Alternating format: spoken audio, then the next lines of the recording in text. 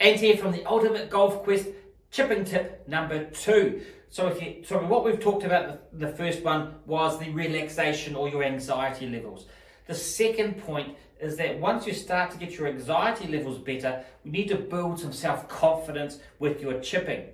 Now, to do that, you need to be able to, one, talk confidently to yourself. You know, when you're getting up to the ball and you're a little bit anxious, you're generally going to be a little bit negative to what you're saying up here. Now, what you're saying up here is going to translate to down there, right? Let me say that again. What you're saying up here inside is going to translate to here, to the hands. So the brain signals to the hands are going to cause problems. If this is negative, if you're saying you can't do it, etc., then it's going to translate to your chip shot. So the first thing, we've got to learn to be positive with our self-talk, okay, and control that. To do that, you need to be aware of what you're doing and what you're saying.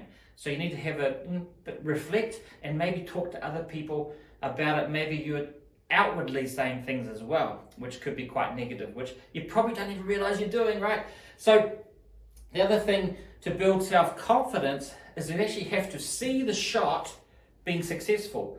You know, when you're chipping, one of the biggest things you learn when you first chip is a landing spot, landing it on the landing spot and then judging it to roll out to the hole, right? So when you're chipping, boom, chip to the landing spot. If you land it there, it's going to go to there.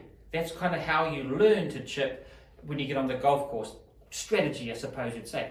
So if you can't visualize yourself doing that in your practice swing, so when you're over the ball, when you're practicing, you've got to be able to visualize the ball popping up and rolling to the hole. You need to do that over and over again when you're on the golf course.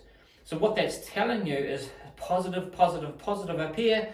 You're seeing, then we're adding in that positive self-talk as well. So everything's positive when we're over the ball and we're playing that chip, and you're giving yourself every chance to play a good shot. Now, we are all going to make mistakes. We're all going to play bad shots now and again, and we should expect to be playing bad shots now and again.